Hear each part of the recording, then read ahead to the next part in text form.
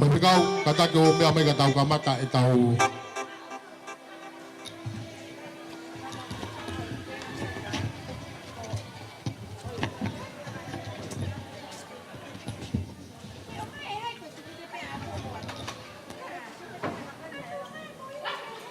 Mau katake o ki whalongolongo hifo.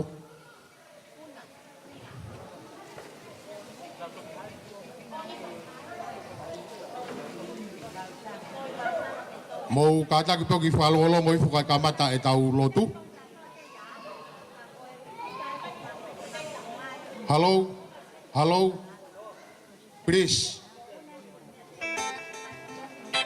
Sai ke kamata e tau lotu. Ake whainga maari ko ni ke tangatai ki whaiwhekau mikiloni sala malo.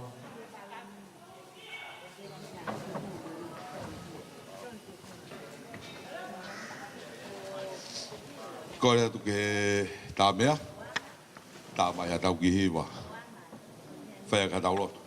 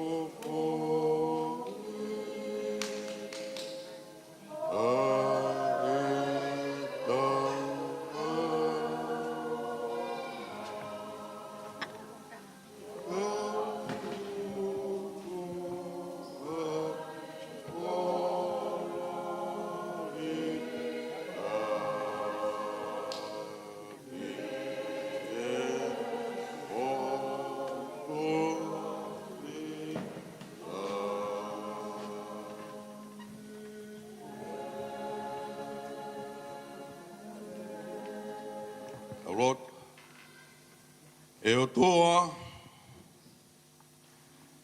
o ko fungani ha ke hoa fio i ha o toa. A ho mafi i ha takalangi. Pea moho o whana i a toi mea mo i he universi. Io, o kuke awhia ki mautolu ho awhi tō puna. Pea kuke puke aki ki mautolu ho mafi. Ka neke tawhihu, ko hai tene ala whakamao pōpo ki mautolu. Te ka pau nā ke hiki, ko hai tū ia tene ala tauwhi tū hofio.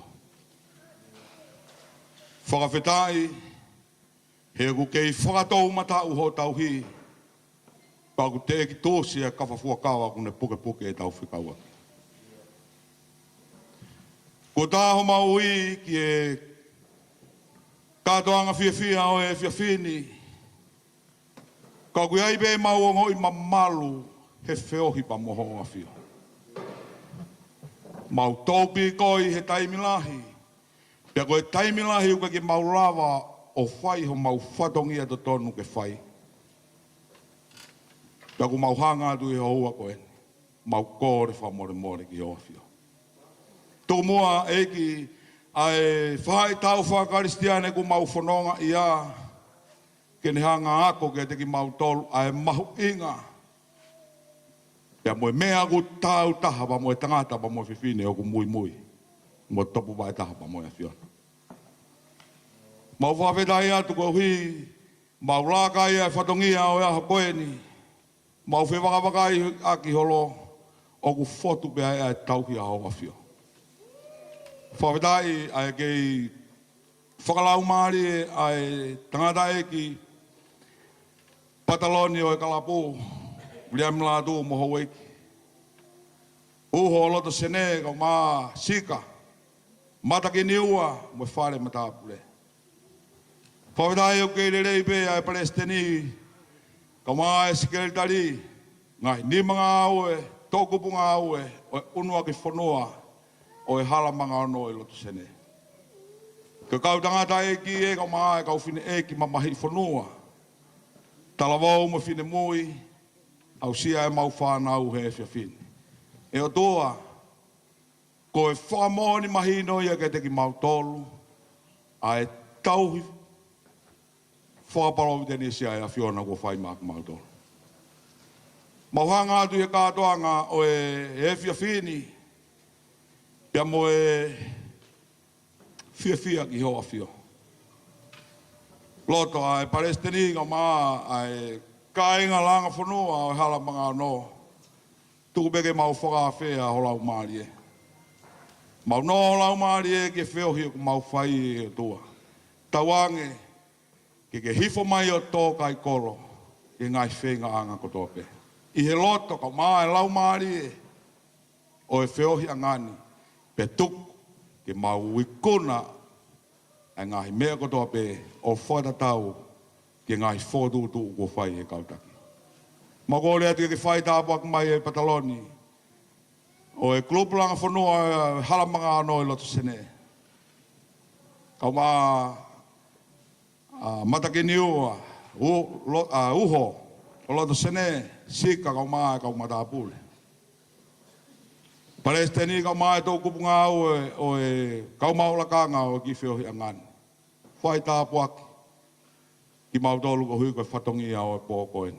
Mau kore e ki ka tūtoni ai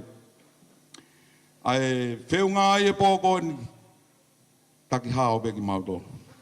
Whai hono whakakoloa ki mau tolu, ngahi mea kotoa pe, pa tuku ai pe ki lang ia hoa whio. E toa, mau kore iau whai kotoa pe, huafa alo, sisu kalaisi ko mau whamui. Amen. Pamalo he ni ke tata ki whaiwhikau, he lawa koia e tau lotu i kamata koia e tau lulu. Tau hoko atu ni ki here a taritari, whahoko atu ia e uho loto sene, whetaya ki tonga. Taka hiri pe koia e hoko atu ke tangatai ki whaiwhikau, ki alau hingoa makawhana ke whaihane ki lawe, whekau aki mo e tau lulu koia ai langa whanua, a tau toki hoko atu malo.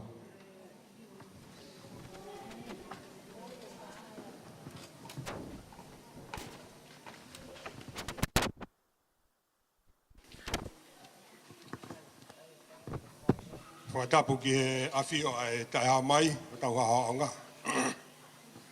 Kai ata mōku e whatongia koe ni ne tuku ke u whakahako atu. Whatapu atu he ni ki he kainga langa whanua, kau maruaka ngā.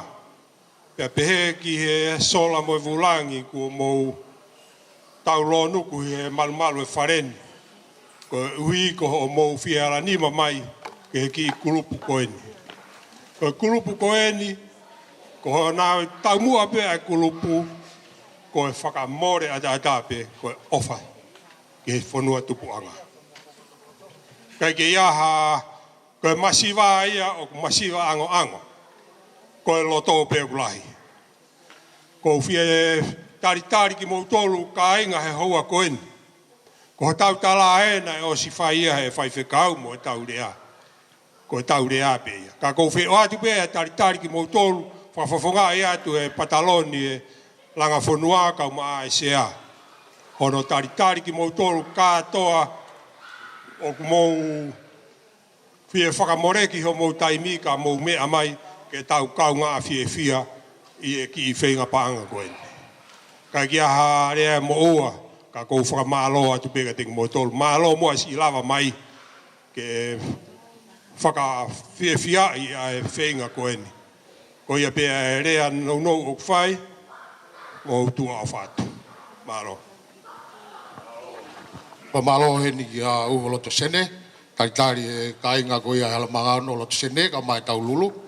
Kore ni ke tangatai ki whaifkau, lau hingoa ma whana ki kanaki o mea mai ki buani, whakato atu e whatongia ko ia. Malo.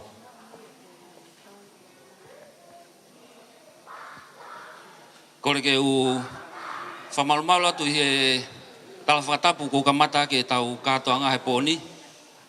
Tala mo kāpui ka tāwe mō ke u hoko atu ki he whatongia ko whakakoloa ki au i he pōni.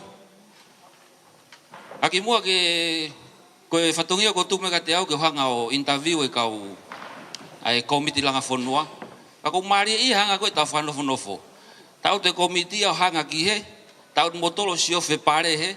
Pau ke ilo pe iku ki whe tau katoanga he pōni. Ako mahu inga taha e te pire ke mou tokanga mai ki ai. Koe te mou hau imua pe te mou taut pe ai. Ok. Pe mou katake o mea mai ki he te pire ki muan.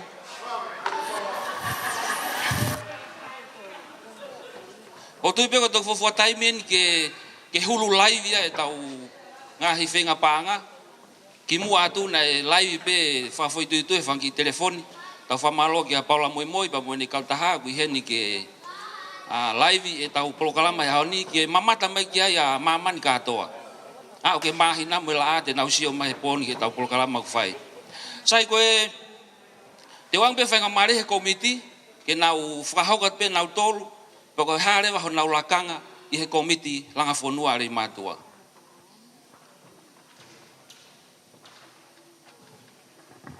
Ola pito tanga tai whaifkau. Ko kuhingoa ko Moses he kuri. Koe e ki kakala. Ko tongi a ki au e hoa iki. Ko mataki niua. Ako whakaunga tāmaki be i heni a uho wawa. Ka mai tanga tai ki pataloni. Bea mlatu. Ko ki whatongia i langa whanua. Ko e whakataha kau i he ki komiti koe ni. Ai hoa iki whawhine. Ako au pegi mo tua tangata, o ku ngā ue mo e whakato whawhine koe ni, ka mai ngai whae koe ni, o ku tuku mai e komiti lahi, ke mau ngā ue whakataha. Pa ku ia e whawhitai ke o tuahe ke o miiwi, ke whaia ke ngā ue ni whaifkau. O lawe e pe koe kua ngā ue ku whai ngofua, si ngai whae koe ni ka mai whakato whawhine. Whanua muri e ni o ku paanga no mea kotoa, api mono taimi. Ako whawhetai pe ke iloto, ai whangato whawhine koe ni ka mai ngai whae. E manatu merie, ke si kolo una tau tupu ai. Koe ai maa whanai, kau whataha mo e hau eiki whawhine, kai te ko matala ingoa. Ko whalahi atu ko mō ngai whofonga, a mai ngā au kotoa pe mō whai.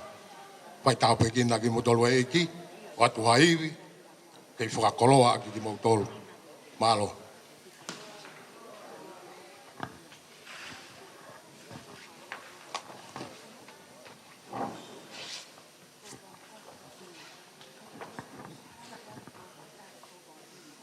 Kore pe ke uhu whanga he tala whakatapu o yona whai. Kaya tā ke whakahauko ki pola kalamai. Ko kuhingoa ko i whare mwhiwhita. Ko se au e langa whonua. He mātua o Australia.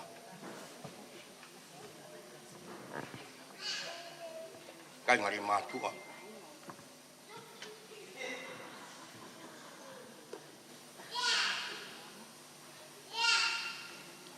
Nengo pe kaki umalawa hamia nengo pe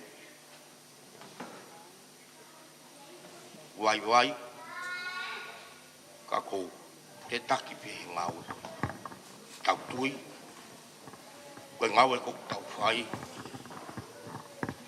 ko tau fuaki ofa yo tau kolo tu puanga kanengo masiwa amo amo kau tau loto lahi pe ko tau tui Koe whakatutu ko tō pēa e o tua. O tui, koe ngāu ku tau whai.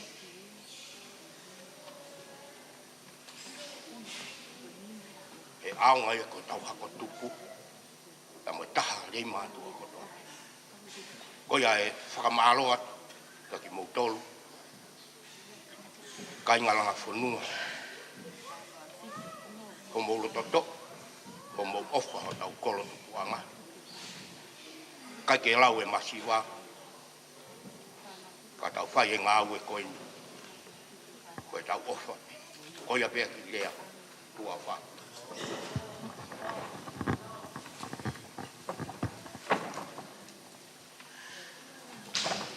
Koe ki motuani ko whitai aki tonga. Koe e ki whakolo aki au e kakala ko e uho wawau. Pena ai pēa ko ki uho pēo ke mboro taun. Ka māloa ni ko hanga e langa whanua au e mai au kau mai a Sydney. Ko ko ni se au e i kau taha komiti langa whanua. Pea ko kau he komiti unau hanga pou ia ki project ko ini. Hono tatake projecti. O mau toka ngai hono whakarere projecti ko ia pe. Malo.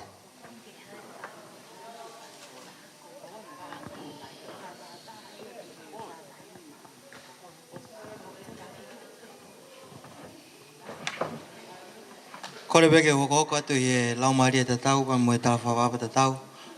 Ko kuingoa ko Simone tawhenga toto. Ko e mokopuna wa tiwa kepa mo siare. A ko kuwhatongia i he langa whanua rei matua. A ko sekretari au e komiti langa whanua ko ia rei matua. Malo.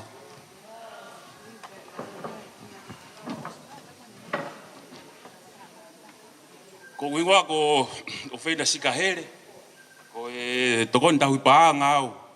O e komiti a e langa whanua re matua. Pea ko e o hange pe kona nai kaha te kau mea ane nai. O mau kau he tataki mai tau mau ngau e ki he tau projeki. Iono manager e tau projeki me i he whanuan. Ko e pe malo ofa lai ka tiki mutol. Malo e ngau.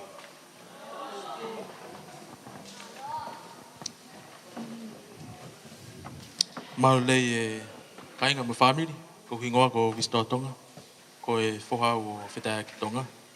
Tau pānga o Rotsene, pea kapau kua mo whieno, mo toki whakarea me kau he ose tau lulu e poni. Au whaatka mo tonu. Sai ko tau komiti ni ki he langa whanua are matua i sene, kata ke pasipasi mai tau komiti. O ku mahamu whatonga e peo ki hene tau pataloni, ki puak mai pataloni ua mi awhireto aku whai pau ki mo ua kia he poni. Ka e whenga mai pe ki au mai pataloni he poni he tau. Ko ia motolo e ngahi langa whanua kone, ngahi whanua ki he Nusila, Amerika, kai ki hataha ten lawa piti e komiti ko ni a Australia. Wae whanki whehui, o ngau lahi whoke tae mahino, kai ki whe mahino aki po koe hae uhinga e. Porque tau mu ako e whatonga, e mea kong tau whai. Wai pe kakau te nau ilo, kano kato ki ono winga. Kai hanga he komiti he poni, o whakamalaala kang mutolu ko i heni, mo ki nau tolu nau mea mai me api, mua whaitu peo ke mea meai. Ko ne ose poni, te ke loto ko ke kau mai ke langa whanua ko nare matoa sene. Whehui uruaki, at pia ka taha pe he komiti ko hai tene tari. Na e kamata ane whe, pe na e whanau i ane whe, ai langa whanua ko ni koe, ki rei matua.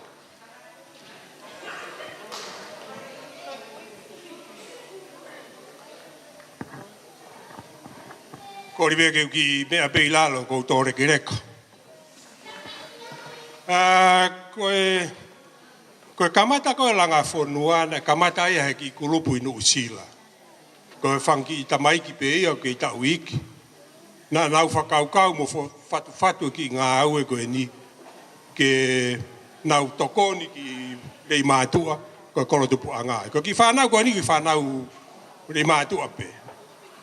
Pea aluai o nau hanga o whaka hawhi ima kainga me Amerika, kainga rei mātua. Pea nai au mai ai, nau kore, nau tā mai ki heni, whetu tak mai ka au pea mo Viliami, pe e lava nai ke whokotuu ai langa whonua i heni. Lo tonga ko iagu ai pea ki kulupa e while mātua heni, pea o mai pea o whakapipiki ai, o hoko ato ai pea ai ki langa whonua koe ni. Mahalo koe ki, pea ki historia ka mata langa whonua mo, fou mai a langa whonua o au mai ki Australia ni. Ko ia me maro. Tata ko ngā ua ko e whehui, ki he whehui ko ia. Ko hai o ku me mipa i he langa whonua re mātua.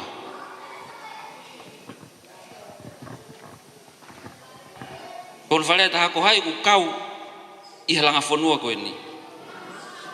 Ko e tuku keheanga sa knores. Ko ne tu ko ai foi frau kau, ko foi visone foki, ko foi fraamu na fatu, ando fa matala na fai e uho. Ka kuiai ai komiti le matua, o kui ko e komiti ai halamanga ono. Ka ko komiti le va ko ia, ko na kau ki ai ho eiki. Ka kau ki ai mo ofisa kolo, kau ki ai kau tau hifonua ko to ai kolo. Pe ke kau mata pure, mo kau taki lotu ko to apele matua. Pana pehe anga na fotu ko e na tolo e komiti i le matua. Pe ana na fra ambo pehe e na fenga we aki mo ngai komiti me muri ke na fai hana nga u ke ngai fie ma u ku vivili me le matua. Pe na oslava ngai project ki bua. O hange ko na na oslava hange ko ngai a na ngai nusila. Ai a ko mala ka pulu. Pana oslava mo honong ai vai na kore mai mele matua na ngawe ga Amerika. Ka ko mau tolu enu mau hoko atu ki fie mau vivili ana tolu ko ia mele matua. Ka hange ko fraambu mo misi ko na fai mele matua ko nga tolu. O pe ko nga faka sociale, vai economica, ka ko tahare va ko fare hanga, ka mo tokanga. Ka ko ngai ta fake ke u faka toka. Ko mau tolu, o foi project ko ni mau to. O misia mo fraambu ya ko sio ke ta fake faka sociale. Na me mai i he ea he mau sumu ki mua atu pe mo e tata ki mo e minista ta mo William Waske na de fraha mai ai na unga fraamu ko hui ko ngai no fo fra community ko fai le matua ko fraamu na lava ke fralele ia ma aka pulu ko sio i aka ha o fa na mo to tupu ia ka au anga no fo fra community ko na si fra ofa ta mai agua ha me ma wanga mo ui ba mo anga na no fo ai malo mo lo tu no puke puke na tolu ke fralele ki hanga no fo fa ka to le matua pana pe anga fraamu na te kawat mo aka pulu o ne ango to o hake mo ngai tare riti mo lelei ke mo ua ke tai me to tupu mo tamaki i le matua ko anga pe fa to la la ya pe Sai malo bit uto mai he ton tai pa ngai ai ko ngala he ngai me ko nai ko tok feu ki ai ki he komiti ka ko fa ko ngai feu i ko hai o me mi pa langa fonua ana le silava pe ko ane tari le matua ko to ape tana ke ki ai ke mari ki le matua pe na ke alu ki le matua pe o eva pe ke te mari ki le matua ka me le matua ke ka ko he me ko ni ke ta ta no fo o vai pe ho piking le matua ke ka ko he me ko ni sai o se mai he ton ta pa ngai ai tau mua o fatongia po ngau ko ni langa fonua ko hare va ka veinga ai ko tau mua na le slama ki ai ko ngai project ko de to ki ang pe fenga mari ki na fai ko hare va ka veinga o langa fonua ai ko coal je ko to ko ni le matua ko ka veinga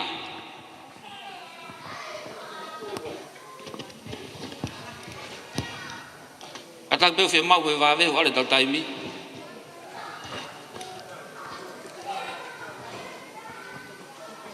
Ko tui kainga koe pehui koe ni koe hae kaweinga.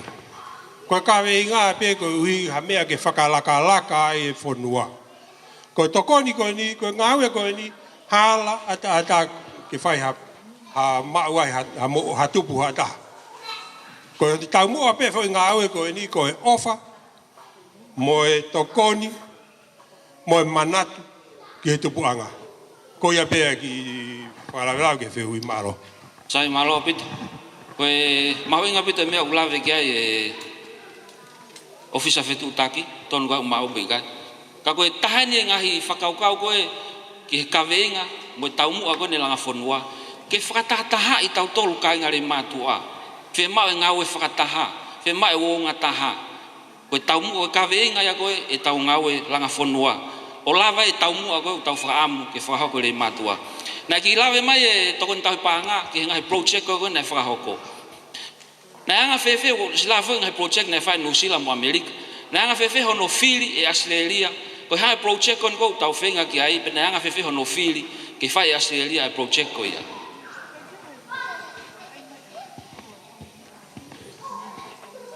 Eo, kaya ke pekau ki lawe pepe ko ia pe kai. Ko tui nai uhinga hono fili e ni ai project koe ni e he lere ko ia e to'u akapulu ko ia nai whai wawau. Pea mawhana ai ka inga langa whanua ko ia i Aseriani. Kana mawhana whakatau taha o whano toko nia ai timi ko ia ai arei mātua. O langa ia i whakaukau e nā taiki whaikau ko tupe mā ko ia. Ke ai pocheki ko ni ke to o kai ngata pe ke aonga ki he whanau ke hako tupu e whanua kai aonga whakatoa ki he whanua ai project ko ni ko lawe i pe o kui loto ai ngahi chimi ka mai mo mala ka pulu malo Rotonga ya koe mai ka matakniwa ko inga foko lahe tai fe mai no aki na ia ki fehu i he tau whakataha ko osi ki he project ki na pehe he kai nga ni pe ko moni wa ki ai whakatau e wakapuna re mātua. Ko ia whaiwhikau, koe tūko ni waki ai e wakapuna pai ui ko e alama. E waki whakatau e wakapuna, o osi ko ia pia langa mo e whaholo ko ia koe au whaikai tau mua.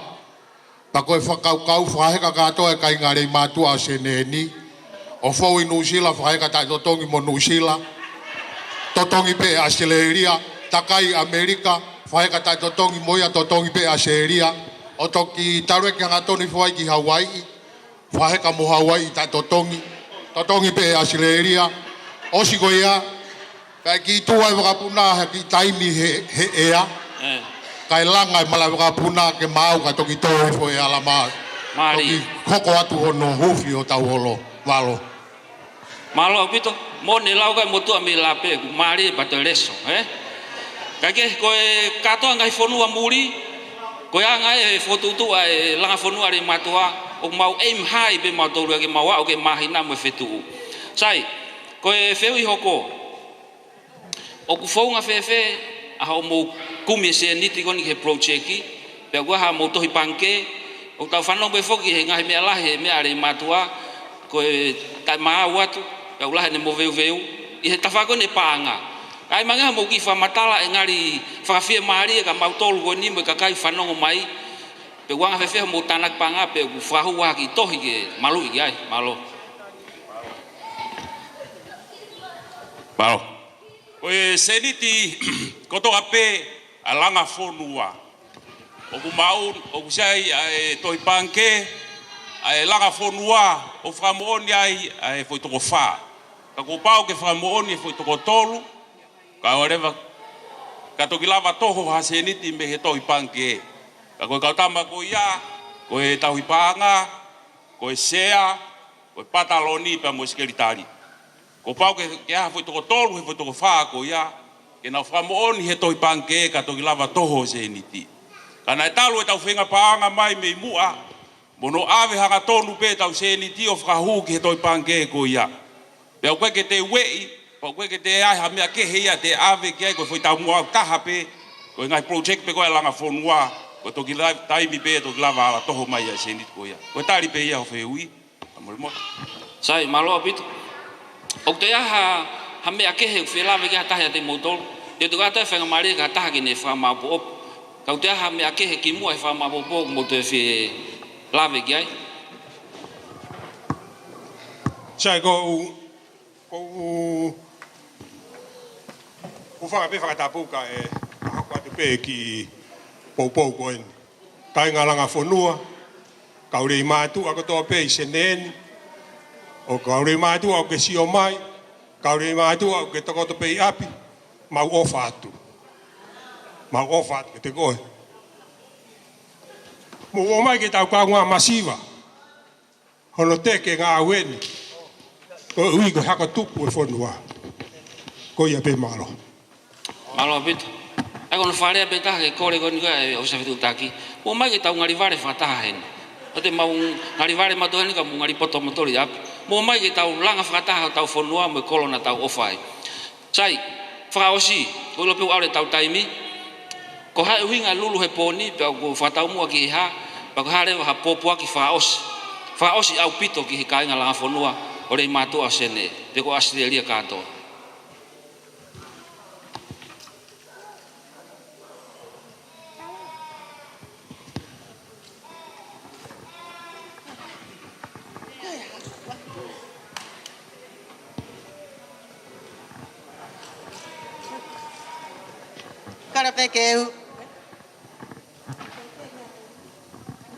Kalau pekeu fanga patapu ka atake pagi tadi ke pekeu ni ku fra fo e au mai abe ko ni katia ka ko fa feta e peke ki aku tape o fatu ki he kai ngare matu aku tape he ope ka ma astereria o fatu ti botol ka fe fine ho ako ni ta hen ta mai to ta ko tape ko e tamu ai ki lulu he poni ko e tamu ape ko to ko ni peke ki he tau langa whonua au whai. Ko haha ki mea aku mau he pōni, a te katoa pe ki he tau langa whonua. Neongo e masiva ni ma, si kau whewhine. Ka kuri oa e mo ui ke luwa atu. Ke mau haki koini ke tātānaki ki he tau ki le pa. Ke langa hake ai se tau ngau e tau mua mo tau palani ki ai. Ko inga ko taha ue whonua, ko e tau whanau, tua wha. Sai malo bit tawa mai ki he osi interview ko ni he tau komiti pe ka nga langa fonua o sene Australia ko e kaltangata ni utahonga fili ke nau falele e tau langa fonua i sene tuku ko to e tau falala ki ai au talama he to he peluwa he taha tolu tau ofa tau ngahi taki ko nau tolu taki ak tau tolu nau tolu tau fa nahanga falele tau proklama pakatokia han nau fihalaki mea na tol mo otua ka tu tau falala ka na tol ki na ta ke kina ai tau ngawe o fai de matal monu atu ke komiti ki ngahi ngawe mo fotutu o amana ke hoko mai pa memua I he tonga tau ngawe kata mo pas-pasi mai ai komiti langa fonua are mato Australia malobi Pamalo ni ka tai fa kau lava tau ai konga koia na tau hok atu rewa ki taimini, koe asko ni he polo kalama, o ku pehe koe rea me ho ik whawhine. Au mou whamore more pehe ne whakatuai. Kau ene kau makatu unga koe ke taha ni he ngai whae, o ku nau whautu mau, I he ngāwe koe tau whai. Ako ilo pe ufu mau loloa. A kai te whamatala hingoa au he koe api a whawhine, Kau masi ngai hoek whawhine koe ni. Ke nau whawhowhonga atu peki miniti pe ta. Osi pe koe apa tau hoko atu rewa e tau lulu malo. Hoange ki a mawhitonga hoa koe a o whetai aki malo. Hufanga e whakatapu. Whahaki lea. Ko tui pe e talo e kamata mai e langa whonua. Mo mautu mo ka whewhine ko e nau I heni katoa. Hono kamatai o au mai ki he mo meniti ko e ni. Masiva ni maa ia ke tokoni. Amo ate masiva. Kakoku I loi. Koe lau e folfola. Fua ke atu ke masiva. Tangi koe ha? Koe uhi pe. Koe ku whakau-kau I ho kahau I tāniti. Ko hinga ia ko tua I o whai ngawe koe ni.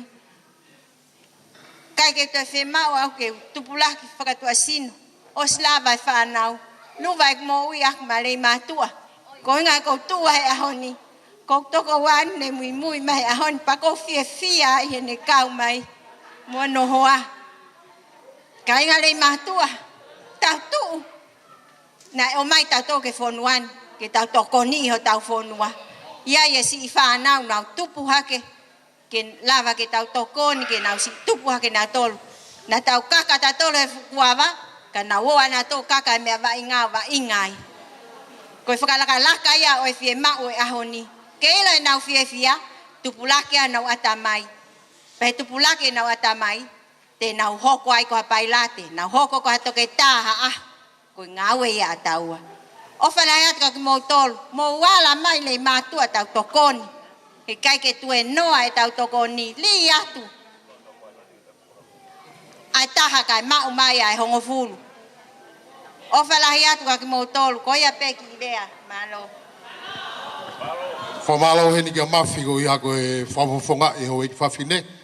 A koe tai lere heni ki motolu, a ki motolu ko tape ka u whaafe. Ko lawe e atu mo mea mai heni. Koe e tai lere ki motolu. Ko iha ko mo whawhea mai loto whare. O e langa whanua are mātua. A koe o whalahe atu ko mo ngai whafonga mo toko taimi. A lawa ke mo mea mai ke tau kau ngā kau whakata. He pao tolo aki ko e tātānaki haki koini. Ko iha pe ko e ofa. Ki he kolo tupuanga ko e re mātua. O wasi heni i he polo kalama. Ke tau hoko atu ki he whaitā a langa whanua. Pako pehe ke tolo i he whaitā ia. Ki he toki osi ko ia e tau lulu. Pai pehe ni rewa. DJ, tatake o tuku mahi ko i whasi. Pai whapa a moko ko i tau tepire. Hiri ke koe ata kamata rewa e tau lulu. Malo. Mea mai ki loto ki e whia. Lawe peta haua ia. O nga ke mau e tau lulu ko ne hiri ke ko ia. Atabe e tau tabe a heni. Pia i hoi ki whawhine. Malo.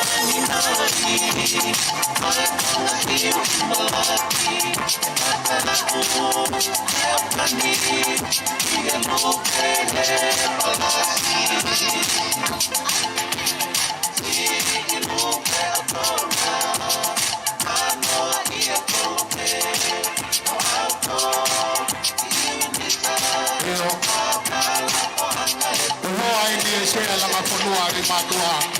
Ero pacifista. Eo. Pima wete a ono wa ke tua ke nako. Ma fama ni finga pama. Sea bea ke kiloto. Aho e nia fia. Oia malo. Sea de la mafonua de matua. Sale pacifista. Au ba ono wa ko tulopa.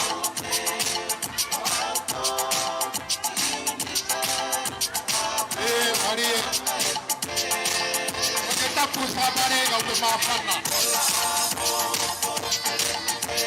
Oh ya, dia mahu dia. Tahu kalau tu mahu aku kita mulai jadi dia. Siapa yang kau tu sekolah? Kita dia nak berdoa. Dia. Pertama buat kalau aku dia yang apa?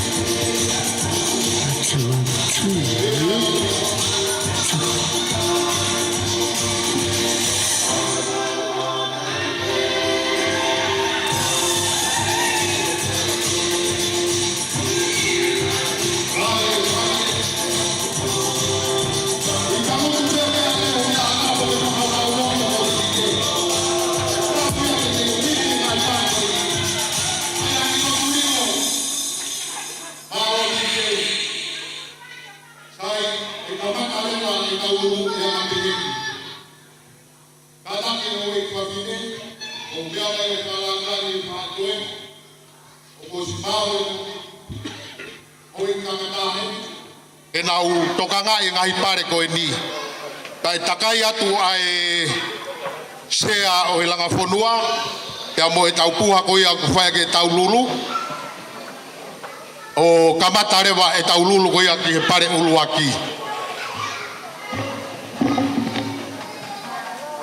Kai kei heni e tau pataloni, kai kei heni mo e takatai whaifkau, kai awe rewa ke hoa e pataloni, e ne hanga o toho a whaava ko ia o tau lulu, ia wahla atu.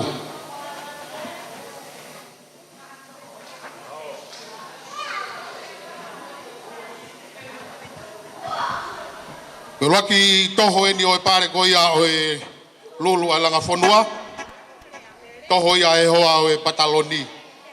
Taka wahla atu. Eo.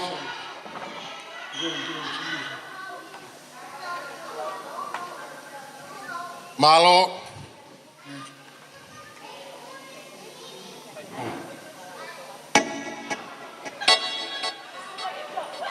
Oi fuafua pare, fitunge au hiwa tolu seionala. Avere vai te kite ki auho wawau e sea whamoremore, ke ne sio ki ai o whapapaui, ki tia i katake o tuku mahata hui pasi. Pare hua ki seionala,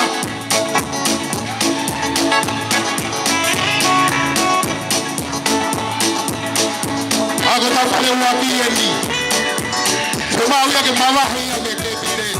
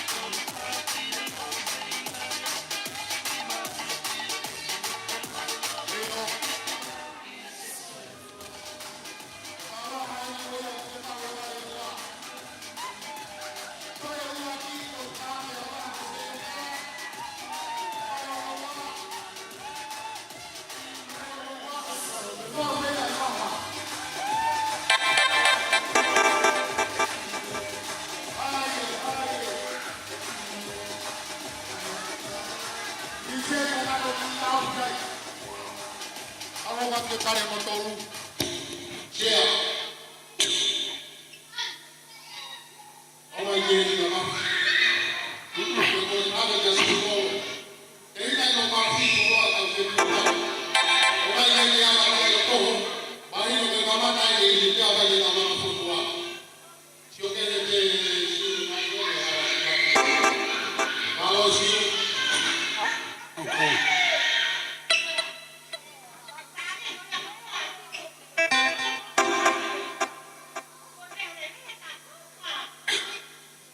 Tuku. Si.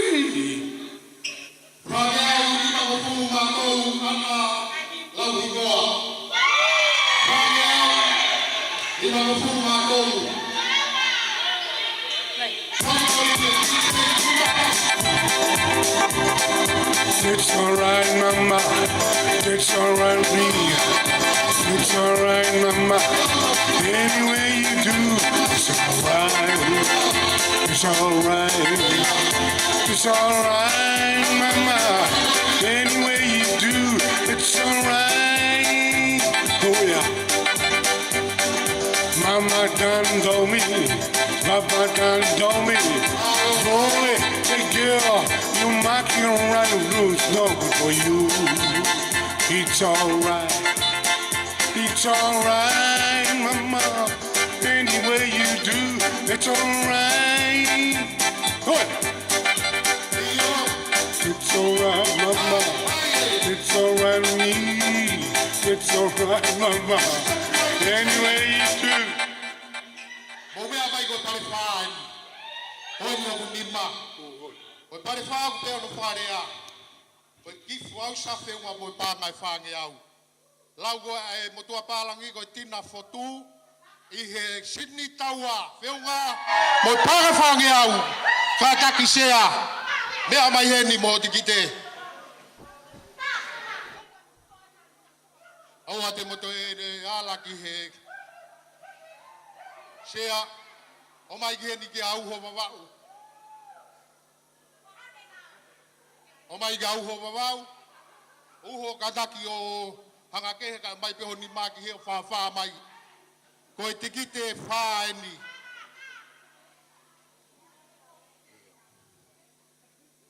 Tikite fa ni.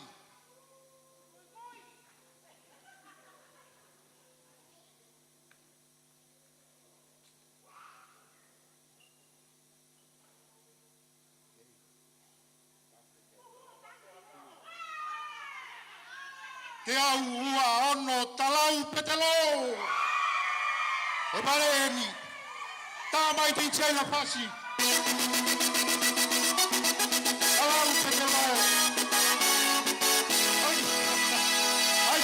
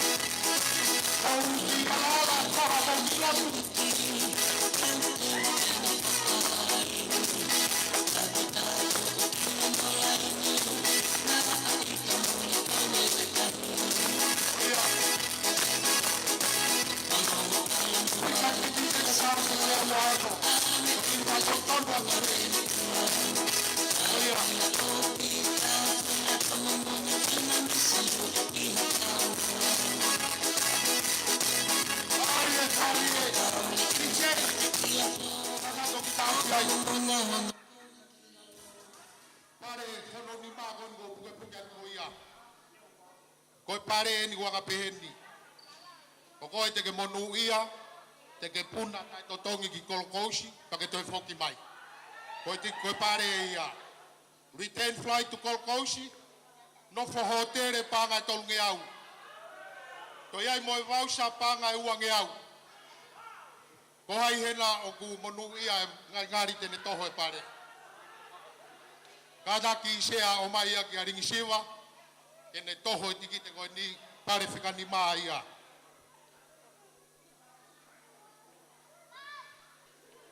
Ko e pare Fika ni maeni. Pare fika ni maeni.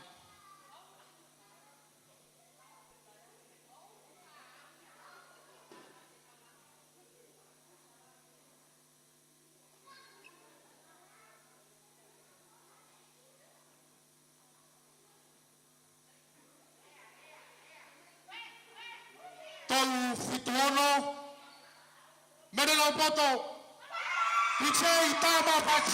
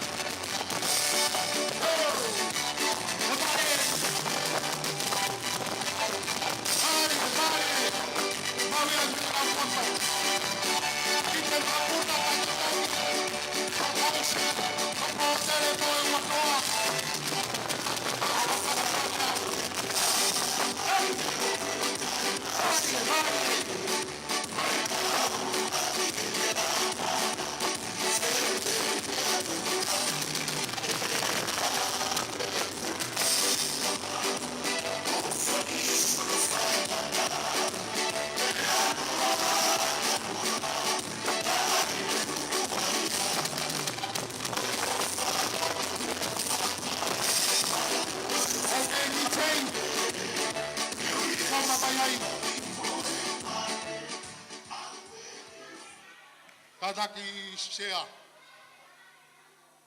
Avega relaman. Relaman ye ni go hoa ni she tuata. Taha ne ngai fae una foka ngata maki e tau ngawe. Hoa ni o petirolo.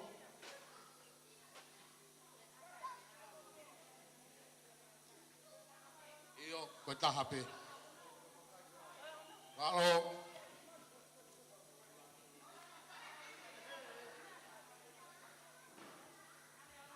Tau pare fika no eni.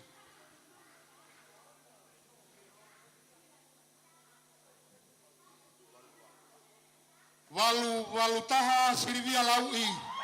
Pare fika na kitche na pati. Silvia Laui.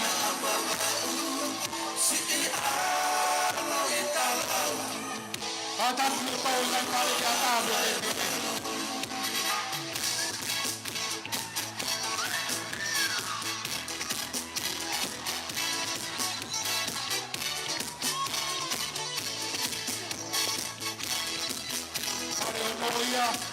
Silvia Laui.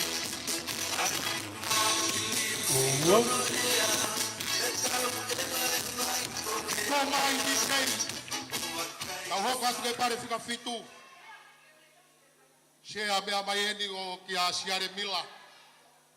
Taha ene kau tangata ko nohingoa ko siare uea.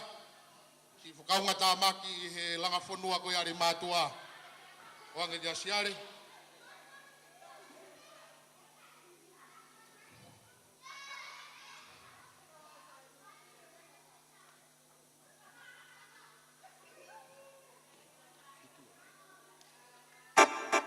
Pare fika fitu weni.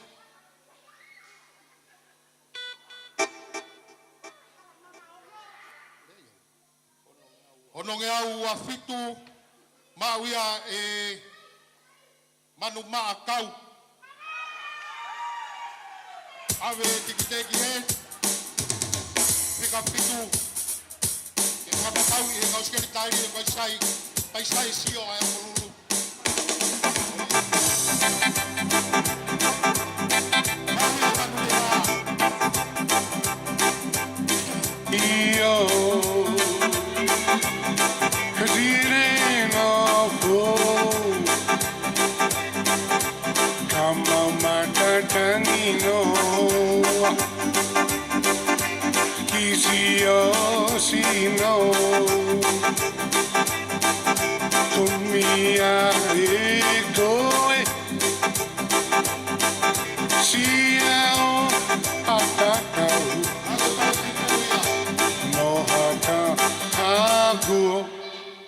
Mauia e manu kau. Manu maa kau. Eo, kataki shea awe ki he Ia paula ke ne toho e tau pare whikawalu. Taha e ne tangata ku ni hanga tuku atu ki tua pureanga. Ai tau laivi ka kuaha mu katoa ka mari, whai aho. Pe ko ha whahinga katoa ka pe ko tangata e ni ke mopuka mai ki ai. Whainga mari a whainga taimi uha pe laa, awha pe ahio hio. E kei lawa atu pe tangata ko ni mo ne live stream. Whikawalu weni.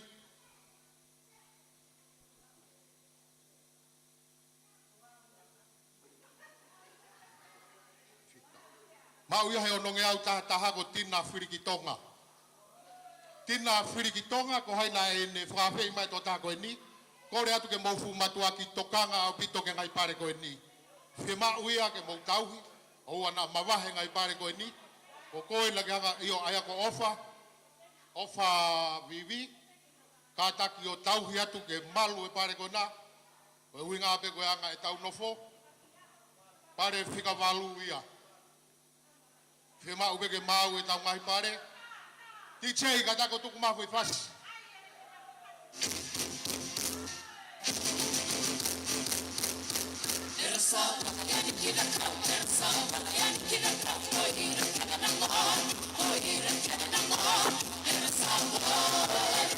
Koi meta pare runga. Ka hoko atu. Rahi te ngahi pare ia.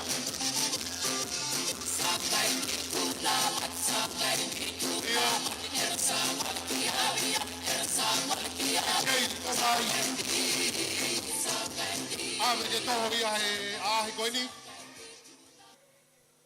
Pe whine ni ko lua guai ne pisnisi. Pe whine ni kau kau tu maari e ko ia seri ani. Tiki te whikahiwa e. Maloloa.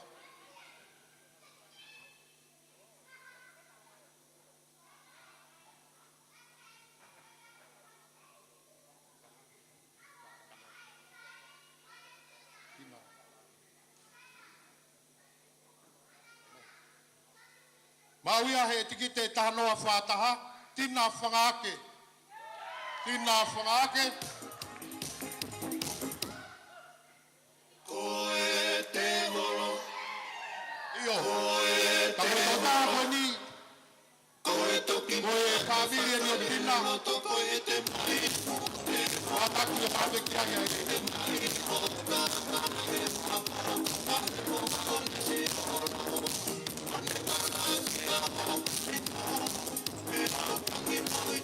Kone tau kine ai taha.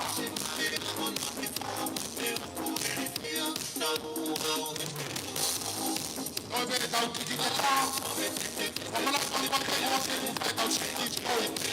Oku ai hapa pare. Tau kone take ni tau ngawe. Ake maku pare kone kine mau i kine. Awe mo pare.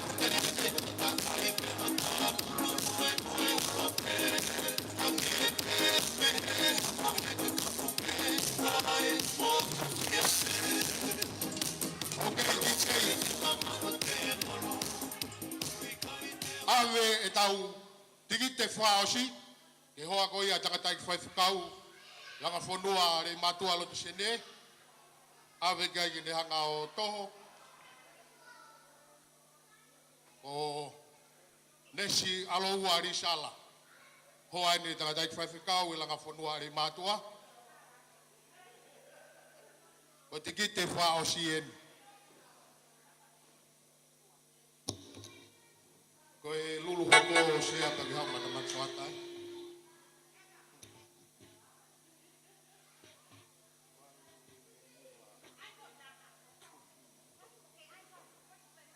Mau ai ikite whakaosi, waluiau ni menima, mau ia e fusi toki. Fusi toki. Ohai o te tau ni pare ko ni.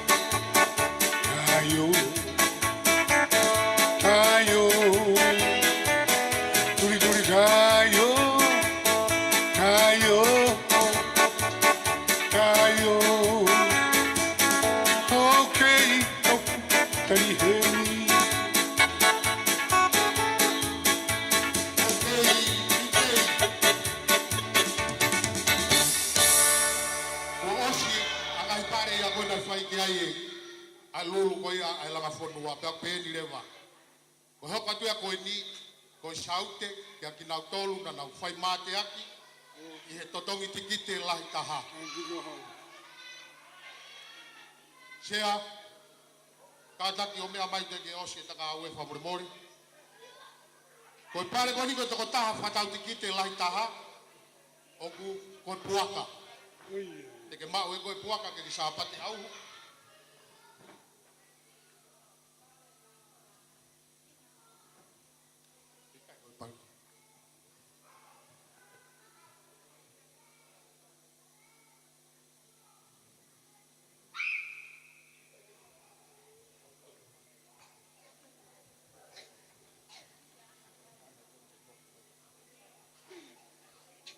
Io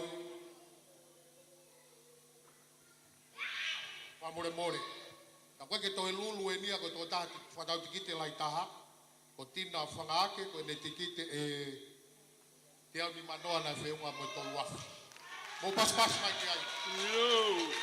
Ai ka ke toi hela lulu e nia. Ta whamalo pe ka tina malo ku o ku mea mai a tina i he galuope. Malo tina koe o whalahe te langa whanua ka te koe.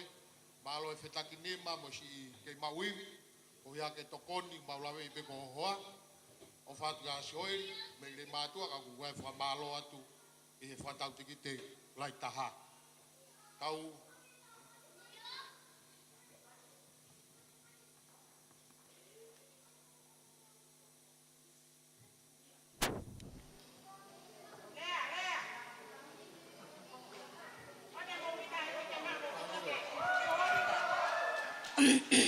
Holo pe ho mo ilo, pe mo kai ko. Holo pe mo se sio mai, ka se sio atu. Ko ku ki pare mo o si roi ko ki hui to wa. Pa ke ku la ba ke ba o ma ki puaka, ko ki to lai ko puakai. Pa ko ia e ma lo fa.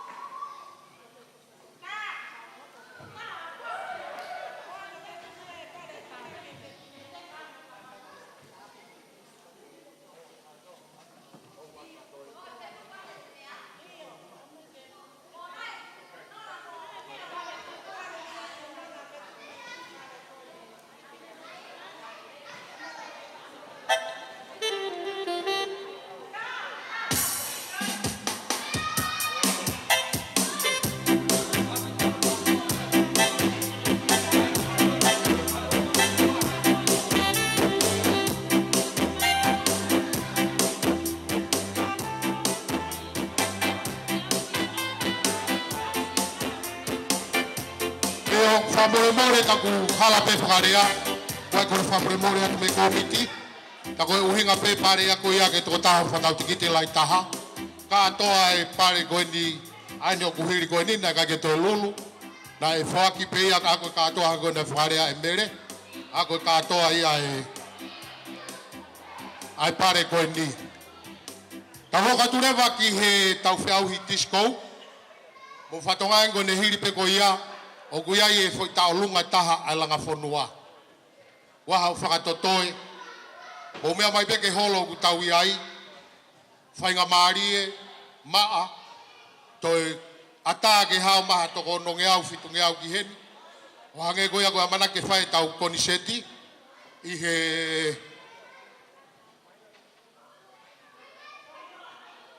E tau koniseti i he aho tolu noa mahina katu u.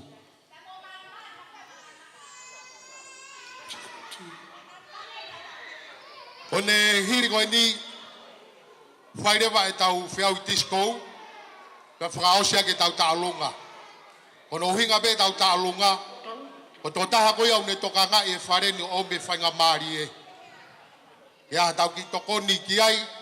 Pea osko ia pea tuku e toenga ko tau sirini ngā au e ia. Ai langa whonua ka hoko mai. Ha tau ki whatongia. Sai. O ai hena e whaisivi ki he whiau tiskou.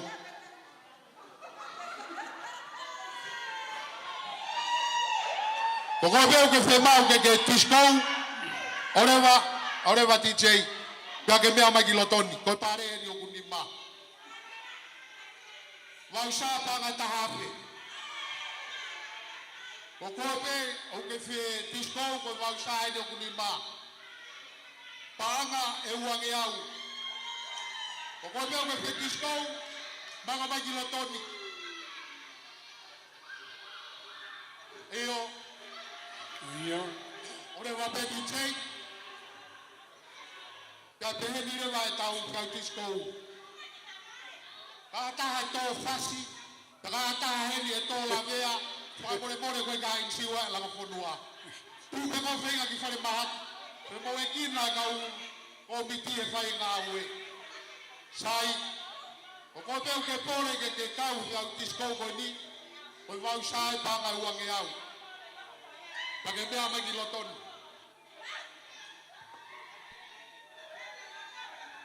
DJ, teu mai whasi koe koe don't mess to my tutu. DJ. O mea mai ki ene, ave mau ene kau whemau ke nau tiskou. Ata ave mo hoi tangata kau ke whekau i kau tiskou koe ni.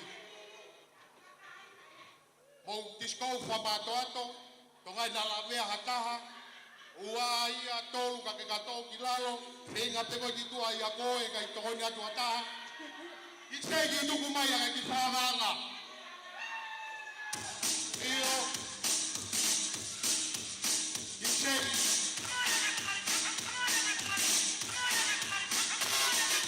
Aua. Oiga. E ka pasu lena. Ka te ka pasu lena. What? Dog? Ke ka pasu lena ka te kau atu ka mitia.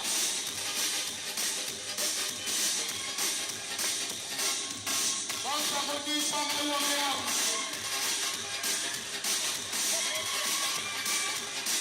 Ala hamai. Bongea mai. Kala e mutio. Pangkawa ate.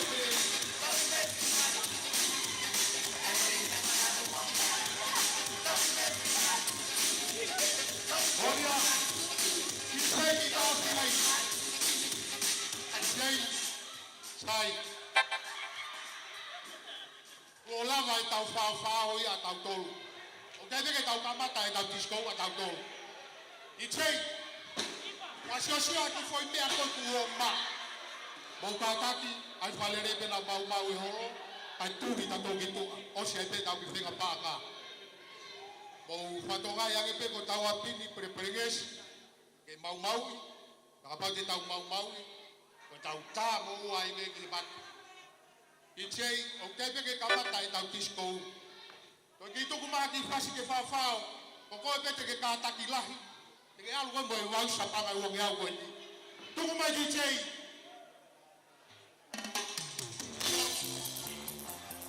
Ko kātā mai ki tau tiskou.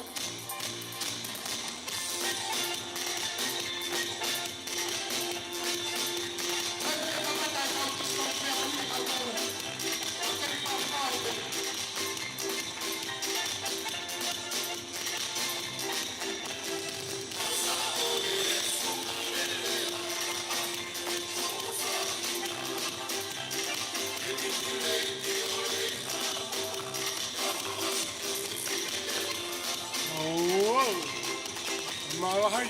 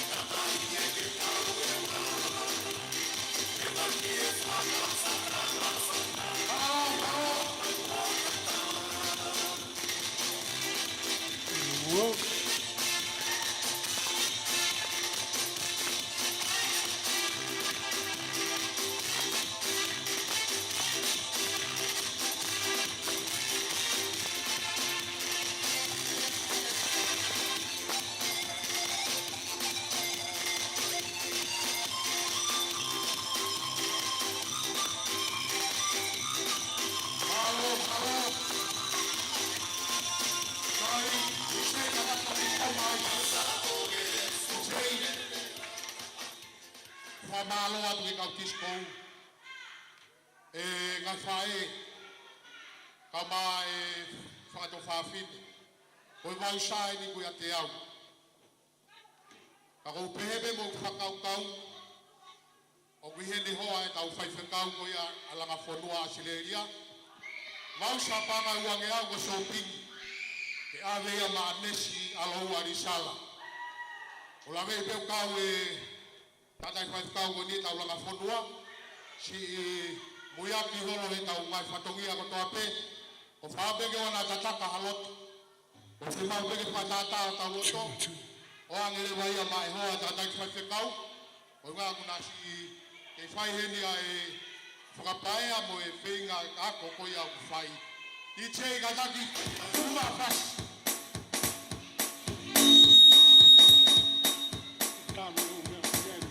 Malo.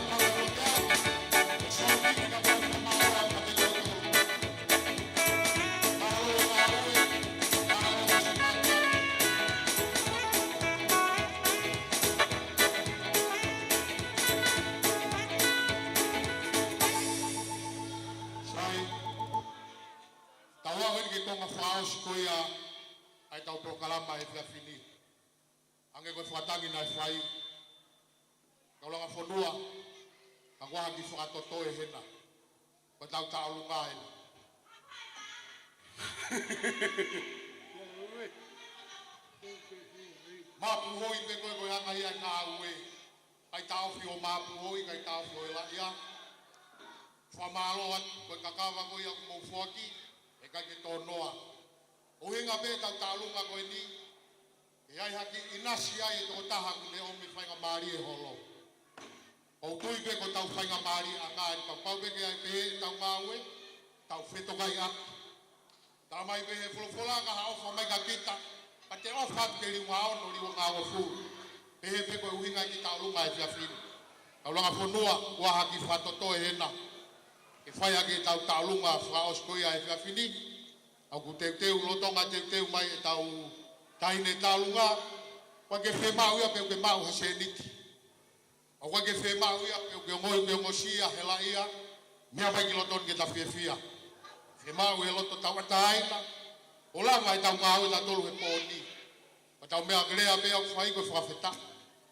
Māro e no kei omiwi ai o tua. Wha inasi aki ki tau tolu. I he ngāu e tau whai. Taimi ta tau peo whahoko mai sea e tau konseti. Whai mai pege whetu ta tau. Koe uhinga ia e tau ki tau lunga koe ni ke toko ai. Ha ofa ki e holo. I he ahu tau noa koe ia mai na katu. Ai aku kamata e tau konseti i he taimi ono e whiawhi. Ta koe ono, ta mai he sea mo uho. Ta tau e pega toko ua toko tolu koe hoko pea e ono, koe tau kamata ia. E o koe ni koe uhinga ia e tau ki fwoi tālunga koe ni, ke tau whawa ia ke tō taha kune tokanga e apinu. O tonga e tau daitari ki he taine tālunga tā mai DJ a masi.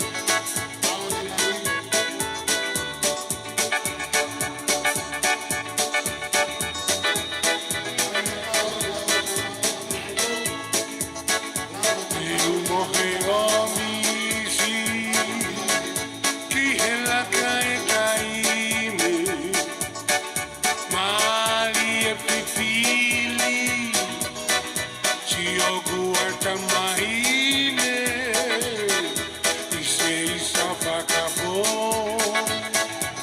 kafo si okulo to yawe, ekulo se ofana, buke matala, ese ni matiu, tosi okula tanga.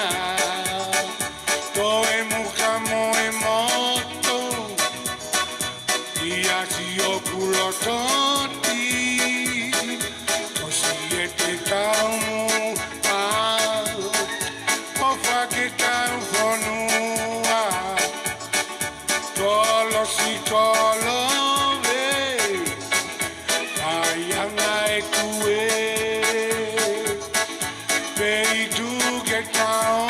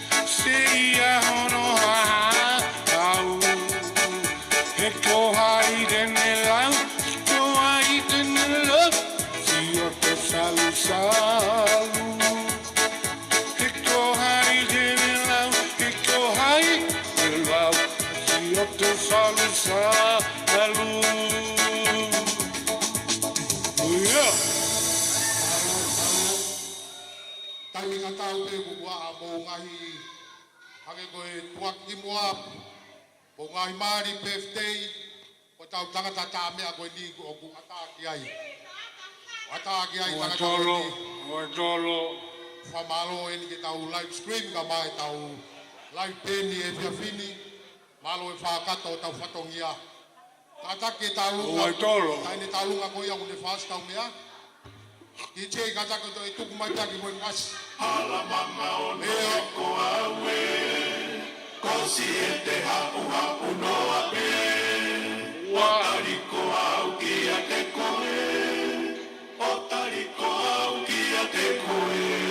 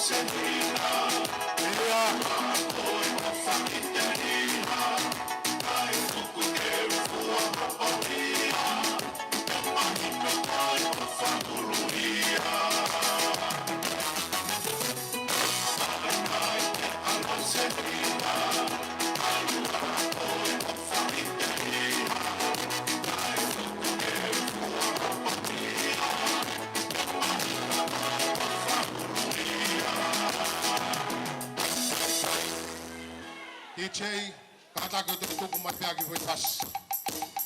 Ko te se ko ni ko lu a. Rama mai ka ta ni ta lu ka.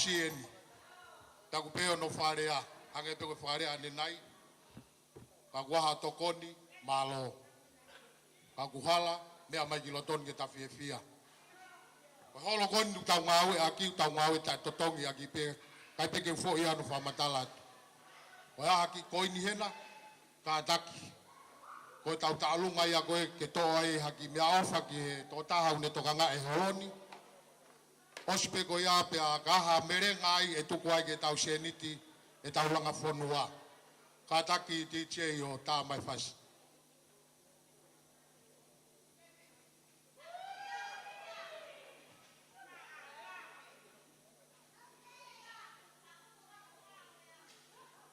io hanga ki he matanga ta ndalunga io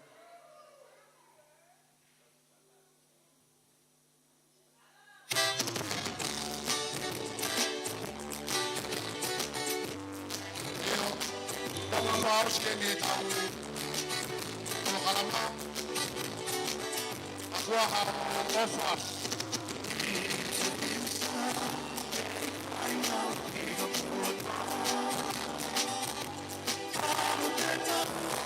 tahu dengan ini anak aku kau pulang ke biara pengalaman kau yang dikantir maho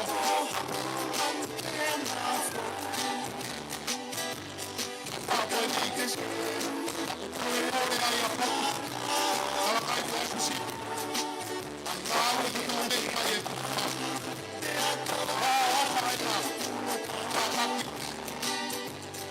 apa ini apa yang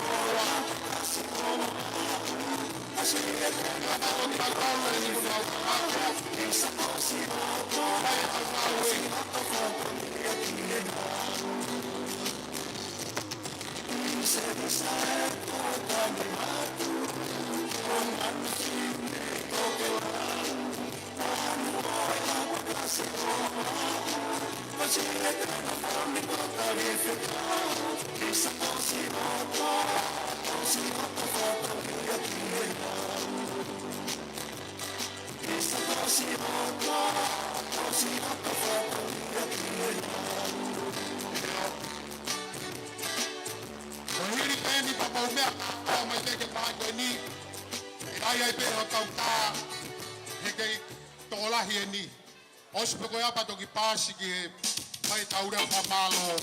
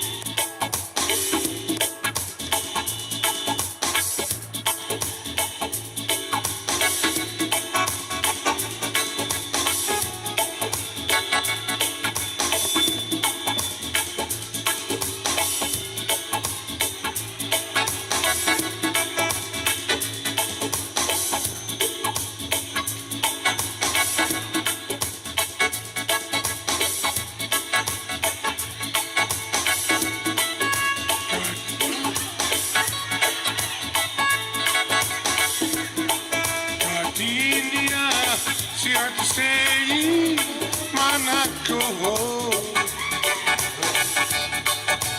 ala kapuya yesiago opa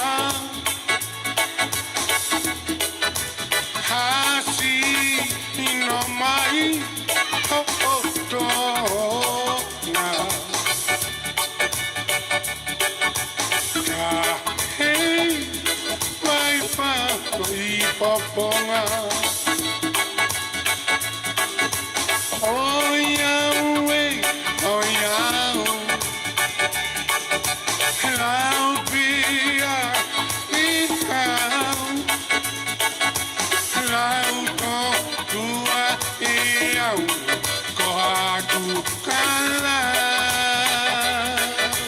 Kangi la toki he paka mole mole Lino achimana tuo kudoe Ofa e balon meti ku ma mole Oh no, mi asino e pole. Oh wow. Kani la toki he, paka mole mole. Lino, ashimana tuo, kudo e sing along. Oh Yahweh, oh Yahweh, Laufia, Yahweh, Rautokua, Yahweh, Kokoga, Yahweh. Tani, la toki he, pake, malemo, ale. No, ai mana tuo aku toe shake me.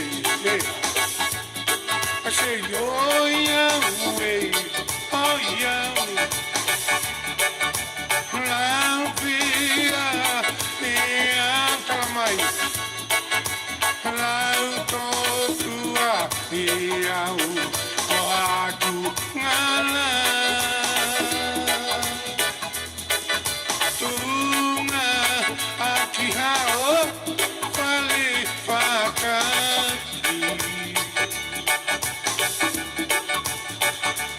Ihau lauku golo check out DJ Gloria go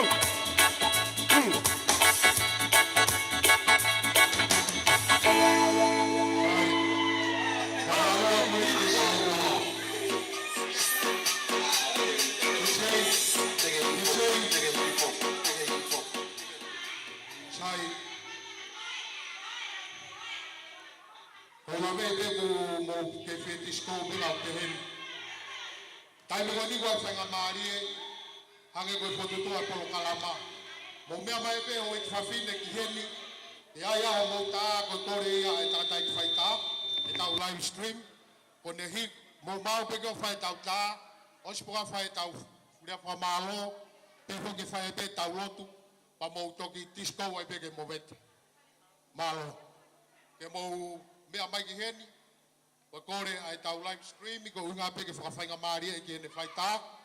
Langa whanua ko toa pe mo mea mai hen. O ku live I toa pureanga eo. O ku live e ni toa pureanga e kai. O ku live e ni katoa maman. Mo mea mai ki heni. Ke whai e tau tā. Wakore ia ai tangata live streaming. Whawhai ngō fua iange e ngā ue ka tau wawe. Whakoe pe hena rei mātua hena ta tau ai pe. Rei mātua tai rei mātua kau ke whekau whata mo ki mautolu. Mo mea magi hen ke tau kau he whaita koe a langa whanua. Mafi.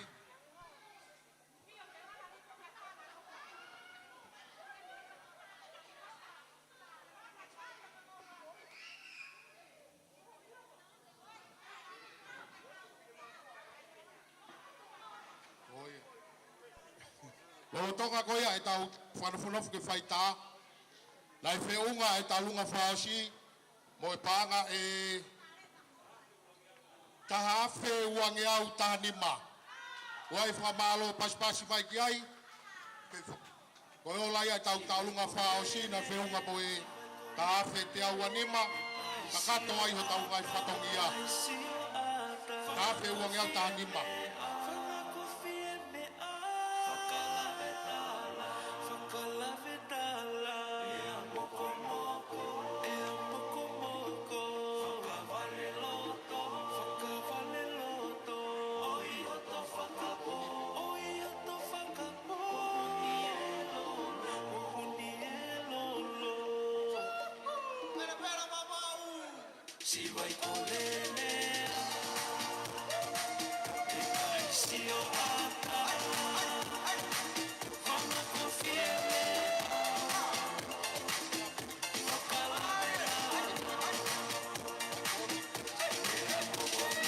mea mai.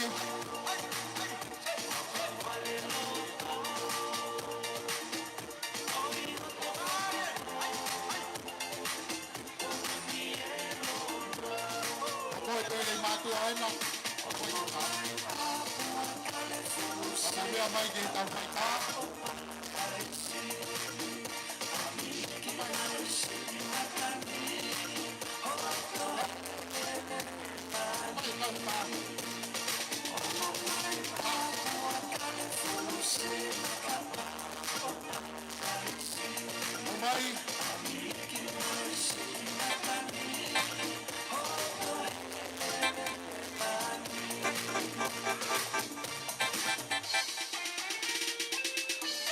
Triple two.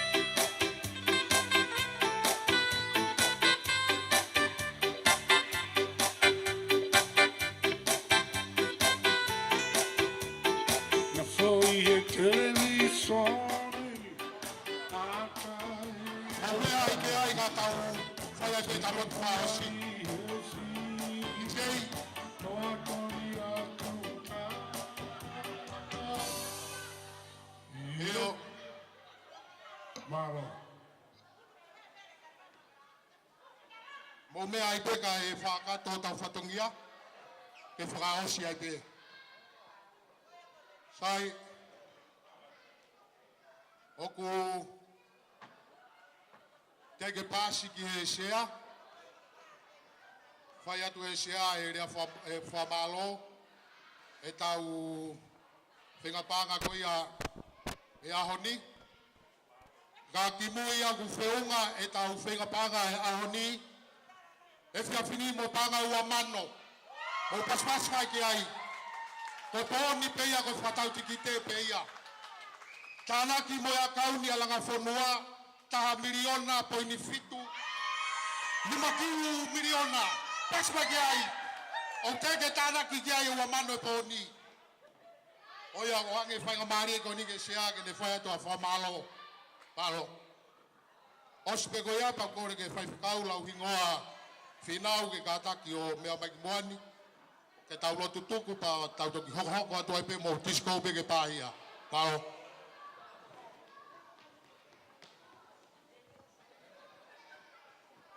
Kore peheni ke ufanga e ngai whakatapu kotoa ku. O te whakatapu atu ka mei he feitu uni. Kai ata ke whai atu ka rea whakamalo. Te ke whai rea whakamalo te whawhetai lahi ki o tua. I he ofwa pa moe tauhi. Pa moe whakahoko e tau amanaki. I he pōni. O kuatu heni ai whakamaro lo to honga. Ke singai whae, singai tamai, whangato whawhine, whangato koua.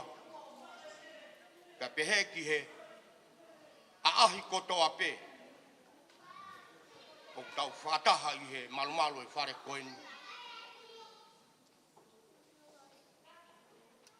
Ware hongu tuni ke whakamalo ia.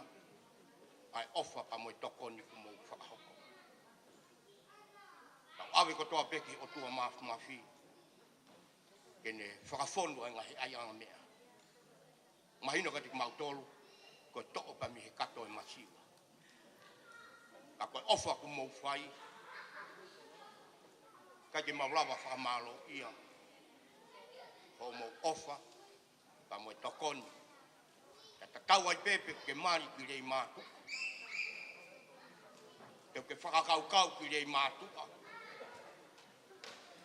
Hou tui pē, pōni, uta taha pehe pōni. Si kau ahi kotoa pē, atu heni, ai whakamalo la. Whau au pita.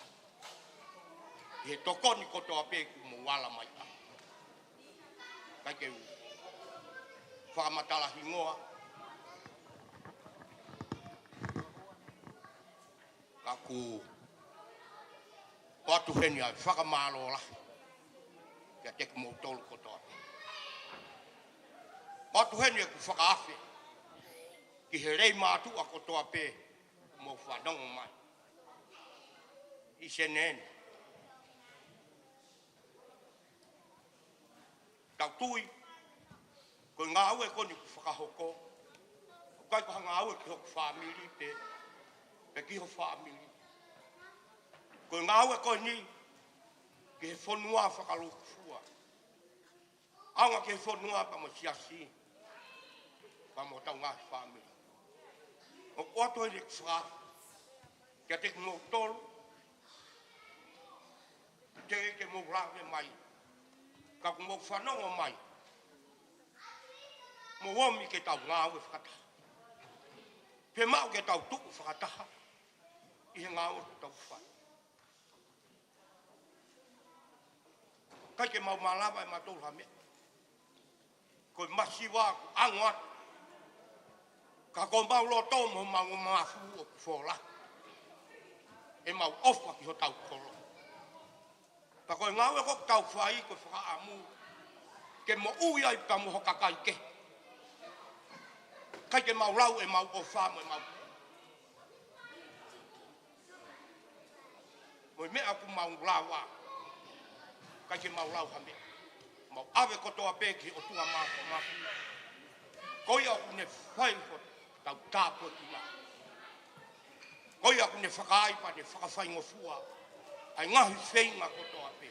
Kau e mātua. Mau tui whakapapau pe. Uhinga ku mau kei nofu.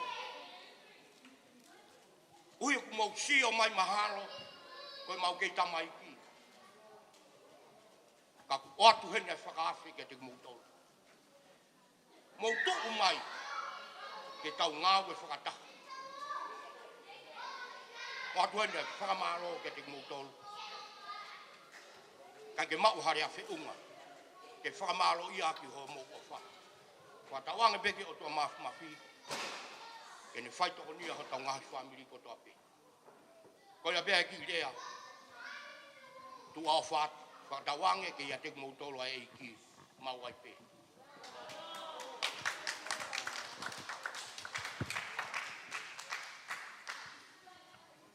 Ko tawa umai ki he tau mui e tau katoanga i he poni.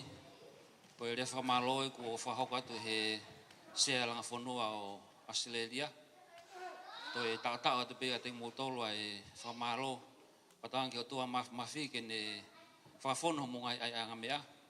Tala monu atu i hako ngahi whatongia o hanga pa me moa. Tu ke mo mau aho tāpuaki. I ono aho tāpua pongpong ke tau whaosi. E o tua mafi, ko e pure ao niwa e a Fiona. O fotu pe ai mafi e a Fiona.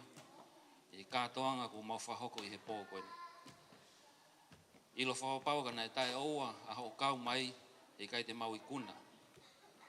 Ka ahale rei, mo hai kuna e pō koe ni, o mau whafoki pe ia ki he langi ai a Fiona. Mau kore whamore pe kai te koe ka pau ki aha mau ngahi tōno no. E anga e mau whawhianga ai. Tu mua ke mau pulo i fiatu. I ho alo ko sisu kalaisi. O tāna ki he langa whanua ai mea ofa hei pōko ni. Papai ato e mea ofa ko ni eike whai tāpu kina pa me langina. Ke hanga malu ia.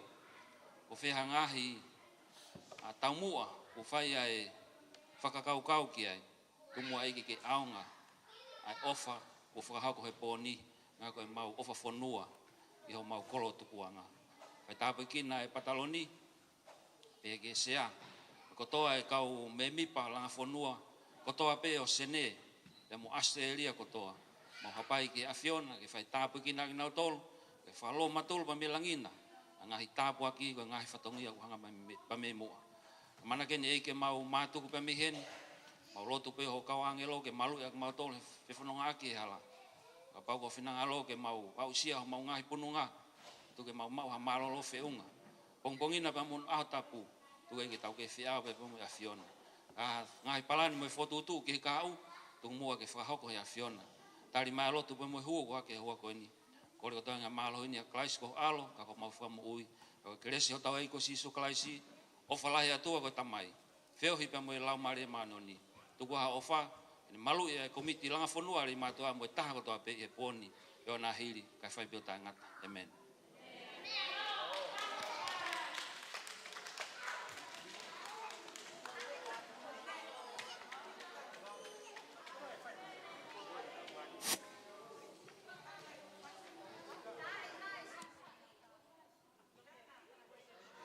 Maria Rico!